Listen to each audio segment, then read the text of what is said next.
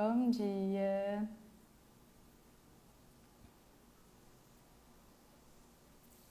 Amigos e amigas aqui do Lar Espírita Samaritano, sejam bem-vindos. Enquanto o Instagram vai divulgando aos nossos seguidores o início da live, eu vou fixar aqui nos comentários o tema do Evangelho de hoje, que é o capítulo 14, Honrai a vosso pai e a vossa mãe, item 8.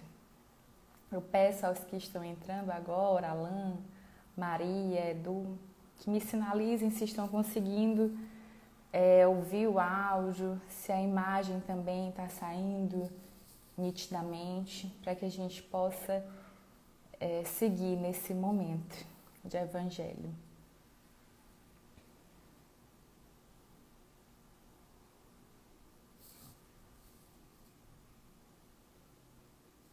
Sim, né, Maria? Muito obrigada. Então, vamos só aguardar mais alguns segundos enquanto o Instagram notifica aí os nossos seguidores.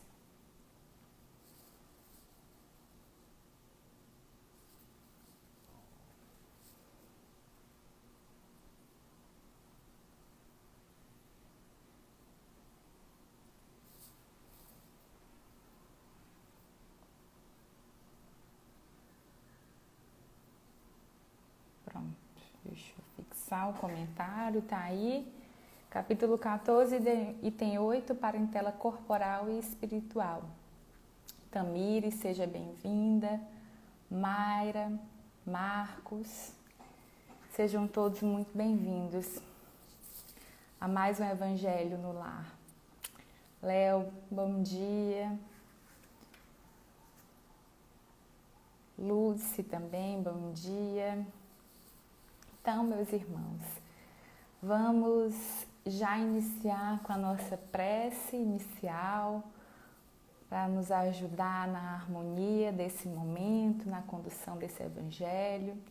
Eu conto com a participação de todos vocês aqui. Esse Evangelho é feito não só pelo colaborador que está aqui sentadinho, mas por vocês que estão acompanhando.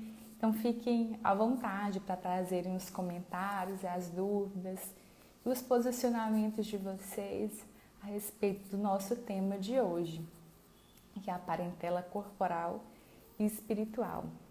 Então, quem se sentir à vontade, feche os olhos, procure uma posição mais confortável e tentem se desconectar dos problemas, das aflições do mundo lá fora e vamos trazer a nossa atenção, o nosso coração ao Evangelho de Cristo. Obrigada, Ariana. Um abraço e que Deus e a espiritualidade amiga possam nos auxiliar na condução do Evangelho dessa manhã. Deus de infinita bondade, justiça e misericórdia, nós te pedimos que nesta manhã de quinta-feira, tu lances sobre nós o teu véu de amor, de paz, de compreensão. Que a tua mensagem, Senhor, entre em nossos lares, nos trazendo luz, esclarecimento, mas também uma proposta de mudança. Mudança do nosso olhar sobre a nossa família, sobre os conflitos que nos afligem. Abençoa, Senhor, toda a humanidade. Que esse momento, de recolhimento social sirva para nos elevarmos moralmente, sirva para que nós possamos aprender mais com a nossa família, estarmos mais inseridos em nosso ambiente familiar, trazendo luz, esclarecimento. Que assim seja. Bem, vamos então iniciar o Evangelho de hoje. Como a mensagem é um pouquinho grande e nosso tempo é curto, eu pontuei alguns pontos e aí eu vou lendo com vocês, quem tiver com o Evangelho vai acompanhando. Essa mensagem, ela já inicia dizendo que os laços de sangue não criam forçosamente os liames entre os espíritos, né? Então ele coloca pra gente que o corpo procede do corpo, mas o espírito não procede do espírito, porque o espírito já existia antes da formação do corpo. Ou seja, a nossa existência, ela não surge no momento da concepção, né, ali do ser, entre o pai e a mãe, mas é um espírito que já vem, que já foi criado por Deus, que vem de múltiplas vidas. Então, não é o pai, né, que dá a vida, como a gente costuma colocar, né, que inicia a existência do filho. Então, ele coloca que o pai, não é o pai que cria seu filho, ele lhe fornece o invólucro corpóreo, mas cumpre-lhe, no entanto, auxiliar no desenvolvimento intelectual e moral do filho, para fazê-lo progredir. É muito importante esse complemento, porque muitos pais, muitas vezes, realmente só oferecem o invólucro, né? E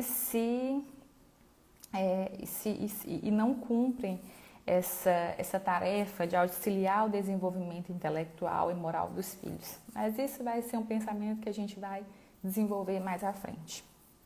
Então ele coloca que existem dois tipos de família.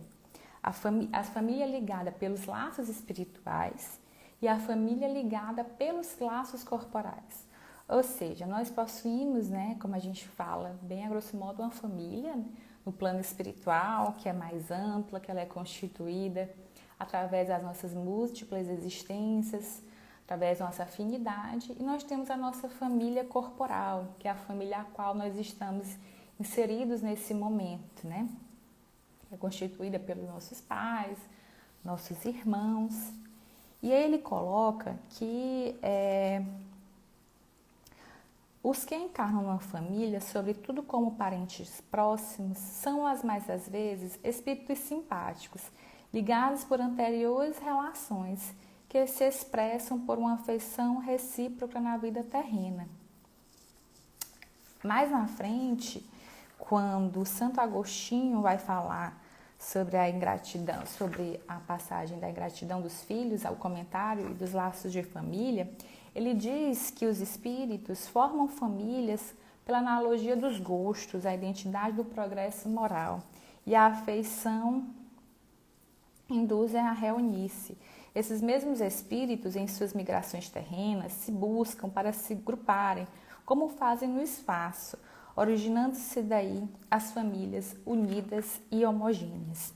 Então é muito comum, como a gente coloca no Espiritismo, né, essa questão das afinidades e das simpatias que nós temos aqui no nosso núcleo familiar, espíritos que nos são simpáticos, que já vêm conosco de outras encarnações, mas também há espíritos que não nos são simpáticos, que nós estamos aqui para resgatar algum tipo de débito ou para nos auxiliarmos.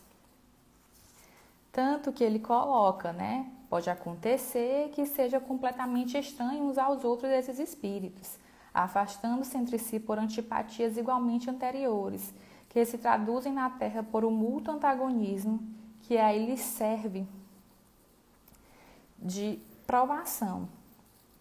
Então, pode ocorrer de verem espíritos, né, que não são, que acumulam débitos e necessitam dessa encarnação para resgatar esses débitos e quem sabe, né, fazerem parte no futuro da nossa família espiritual. Então, a gente vê que muitas pessoas colocam que se sentem alheias à sua família, que não conseguem, que não dispõem dos mesmos gostos, das mesmas afinidades e colocam isso como uma forma de se afastar, né? E aí a gente até vê na doutrina algumas pessoas que interpretam equivocadamente essa passagem e dizem, mas não é minha família espiritual. Mas nós precisamos respeitar a nossa família corporal e entender que, quem sabe, essa nossa família possa sim ser levada para para a família espiritual, porque à medida em que nós vamos evoluindo, o nosso conceito de família vai se abrangendo. Então, ele coloca aqui que as primeiras famílias, que são as espirituais, elas se fortalecem pela purificação e se perpetuam no mundo dos espíritos, através das várias migrações da alma. Então, é como eu coloquei, né? A família espiritual, ela vai se expandindo, nosso conceito de família vai se ampliando, até chegarmos a essa família universal a qual todos fazemos parte. E ele coloca também que as segundas, que são as famílias corporais, elas são frágeis como a matéria, se extinguem com o tempo e muitas vezes se dissolvem moralmente já na existência atual. Então é muito comum nós percebermos, infelizmente, que muitos irmãos, eles não se atentam para as suas missões, né, e acabam se desfazendo da família já nessa vida, porque cumpre ao pai a educação, o cuidado, e ao filho a obediência, o amor. Por isso que nos 10 mandamentos há esse mandamento de honrar pai e mãe, né? O filho, ele tem a obrigação de honrar o seu pai. Pode ser que muitas das vezes, por conta das dificuldades estabelecidas no lar ou em vidas passadas, esse filho não consiga amar ainda o seu pai, mas ele tem a obrigação de honrar.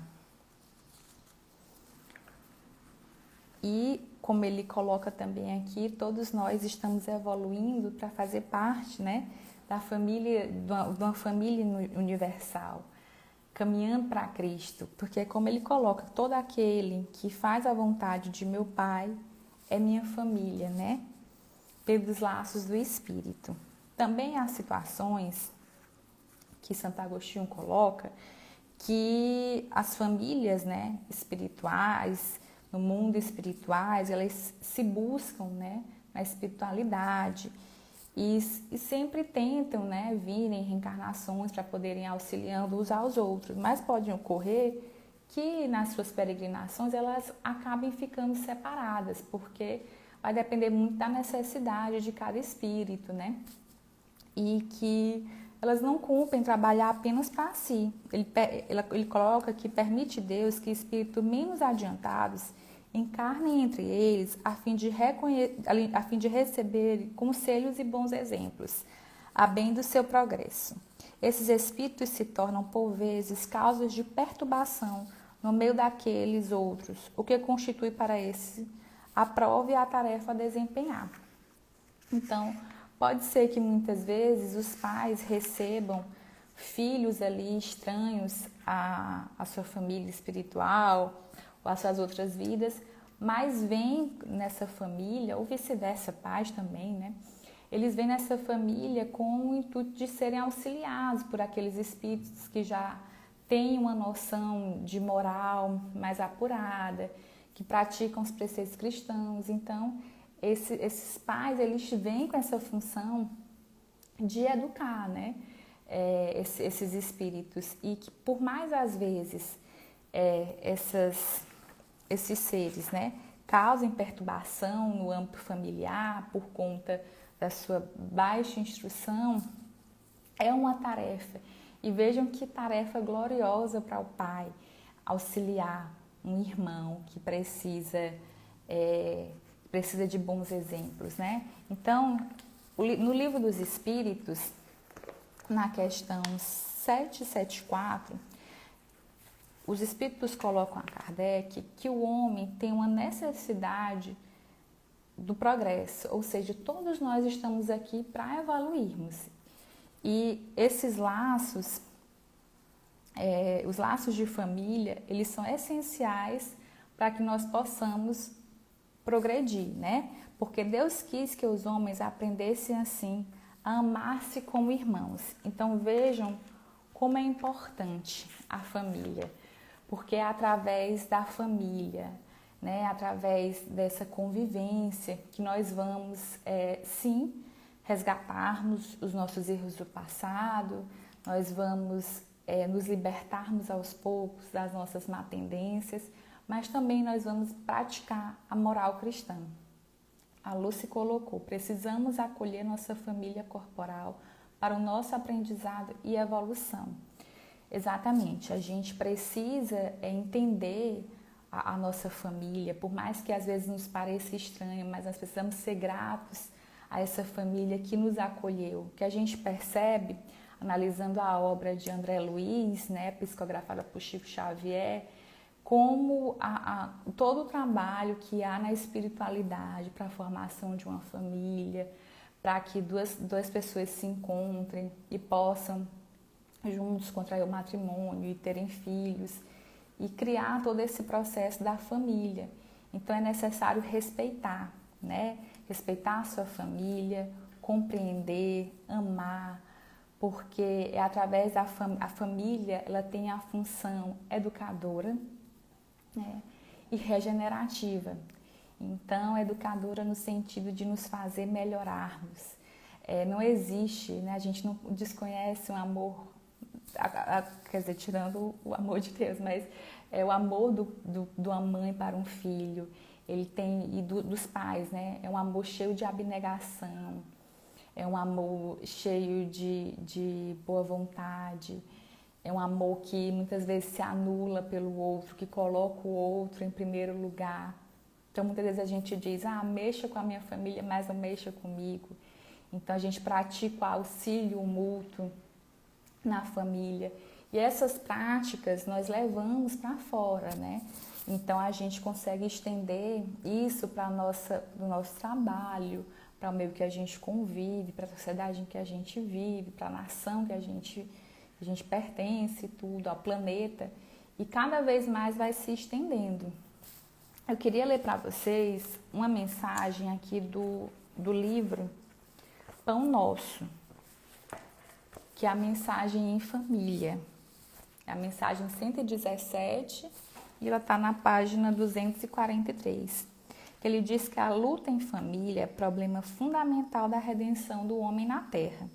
Como seres benfeitores como seremos benfeitores de 100 ou 1000 pessoas se ainda não aprendemos a servir 5 ou 10 criaturas? Esta é a indagação lógica que se estende a todos os discípulos sinceros do cristianismo.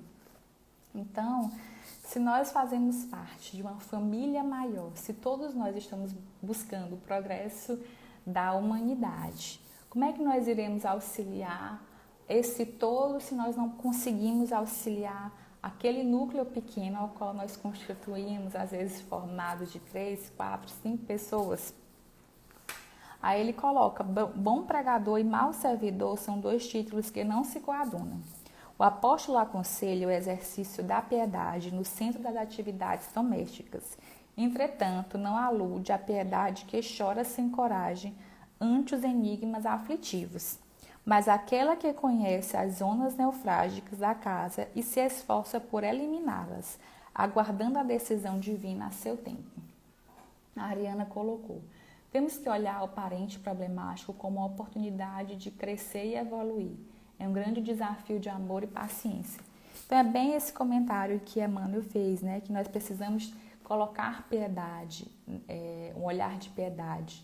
Então, na família, né? Esse amar ao próximo como a si mesmo é um ensinamento que se aplica.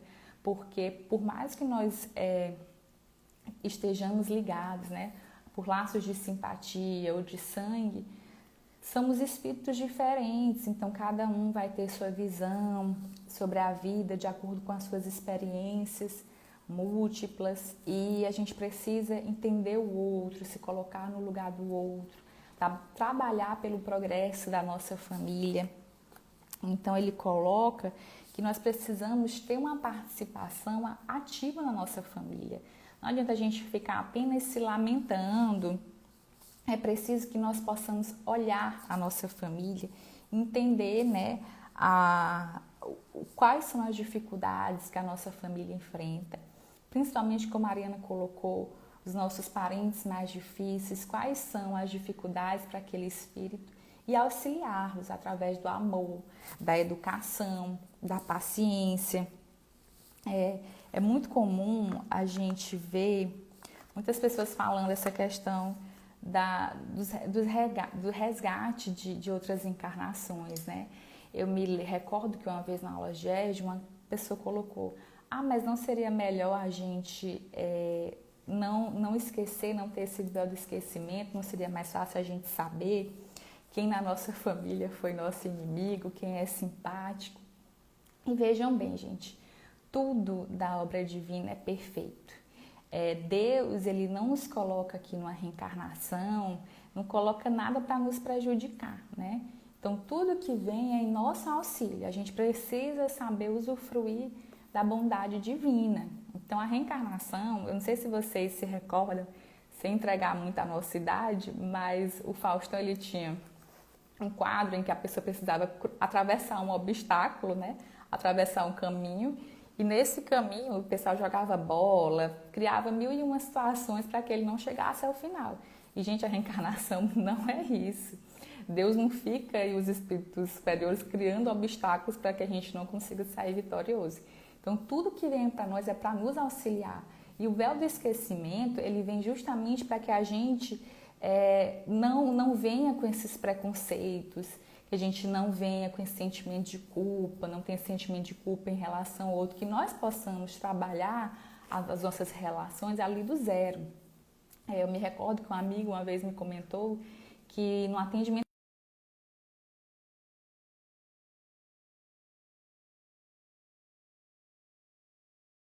do filho, porque ela disse que em outras vidas cometeu um crime, né, com esse filho. Eu não me recordo se ela fez alguma terapia de vidas passadas ou foi algum médico que comentou, mas ela falou dessa situação e que ela tinha muita dificuldade de educar o filho, porque o filho, né, sempre se mostrou muito rebelde, às vezes até aí conscientemente imbuído por esses sentimentos da outra encarnação.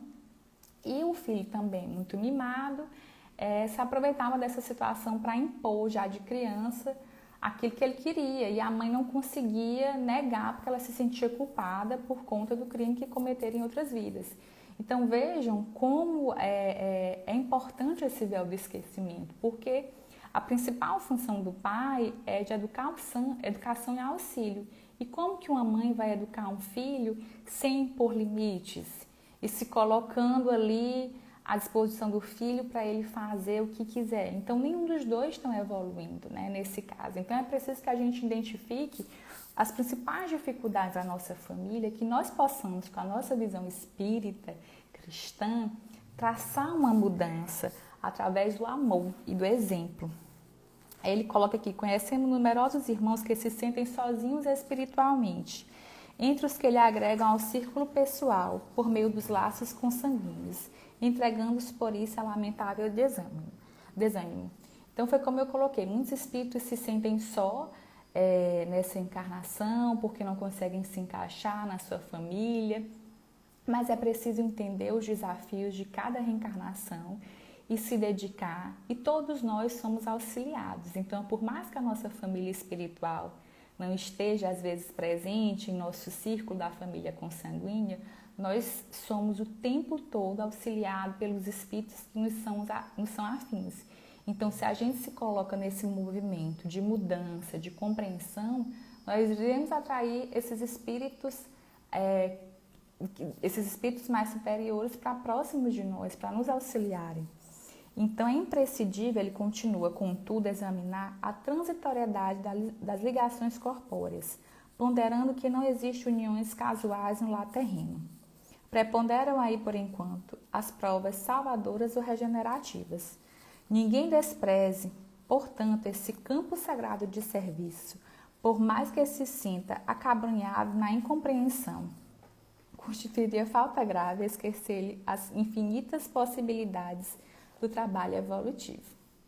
Então ele dá aqui um puxãozinho de orelha, dizendo que nada é por acaso, ninguém está nessa família por acaso, então nós não podemos achar que estamos, né, livres do compromisso familiar, que na verdade, por ser aqui a Terra um planeta de provas e expiações, a função da nossa família realmente é salvadora ou regenerativa.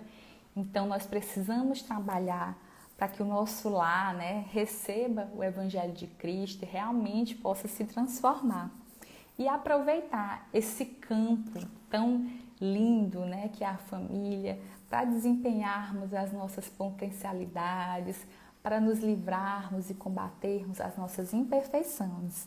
E aí ele conclui dizendo: é impossível auxiliar o mundo quando ainda não conseguimos ser úteis, nem mesmo a uma casa pequena, aquela que a vontade do Pai nos situou a título precário. Antes da grande projeção pessoal na obra coletiva, aprenda o discípulo a cooperar em favor dos familiares no dia de hoje, convicto de que semelhante esforço representa realização essencial. E aqui a Adriana colocou aqui pra gente: cada um tem a família que merece. Ela foi escolhida de acordo com a necessidade de cada um para resgate e evolução. Portanto, devemos reclamar menos e agir mais. É bem isso que finaliza muito bem essa mensagem, né? Colocando a importância. Às vezes a gente quer fazer obras tão grandiosas e não conseguimos auxiliar a nossa família. E como é que é esse auxílio, né? Como eu coloquei antes, através da prática cristã, permitindo que Deus e que Jesus entre em nossos lares através do Evangelho. Então eu convido a todos vocês para que nós possamos ser esse portal, essa ligação do Evangelho de Cristo com a nossa família. Então vamos abrir as portas da nossa casa, do nosso coração, para receber o Evangelho de Cristo e através da prática, do amor, da caridade, da benevolência, nós iremos auxiliar e transformar toda a nossa família. E aí vocês podem até me questionar, né? E como é que eu vou fazer isso? É tão difícil, meus parentes são tão complicados, ou então eu não moro mais com a minha família, mas é sempre possível nos reconciliarmos com aqueles a quais nós amamos. Então que nenhum de nós perca essa oportunidade de reencarnação, que nós não deixemos para outras existências, ou que saiamos daqui sem ter resolvido, né, esses problemas de família. Então vamos buscar os nossos pais, os nossos filhos, os nossos irmãos, para nos reconciliarmos, sejam eles encarnados ou desencarnados, através da oração, da prece. E como o nosso tempo está estourando, né, eu vou já caminhar aqui para a nossa prece final. Então eu espero que vocês, que essa mensagem, né, tenha sido esclarecedora, essa breve mensagem sobre a nossa responsabilidade com a nossa família, ao lar que estamos inseridos, que nós possamos refletir a nossa função, o nosso papel, se nós estamos nos comportando como espíritas cristãos, ou se ainda precisamos melhorar a nossa relação com a nossa família. Então vamos buscar aí na nossa prece final, novamente relaxarmos. Quem quiser fechar os olhos, fique à vontade. Então vamos lá. Mestre amado Jesus, obrigada, Senhor, por mais esse Evangelho no lar. Nós te pedimos, Senhor, que auxilie através da tua espiritualidade amiga, do nosso protetor espiritual, que nos auxilie com os seus conselhos no dia a dia, para que nós possamos entender o nosso papel na nossa família, que nós possamos mudar e nos iluminarmos, que essa luz toque ao coração daquele ao qual nós amamos, que nós possamos contribuir para a evolução de todos aqueles que estão inseridos nos nossos lares, em nossas vidas. Auxilia-nos, Pai, e auxilia também a toda a humanidade, a toda essa família do planeta Terra, a qual nós fazemos parte, trazendo, Senhor, aos nossos corações tolerância, paciência, caridade. Auxilia aqueles que se encontram enfermos, aqueles irmãos, Senhor, que se encontram presos em penitenciárias ou presídios. Leva a tua luz e teu amor a esses corações tão embrutecidos. Que assim seja. Então, muito obrigada a todos que permaneceram acompanhando o Evangelho até o final.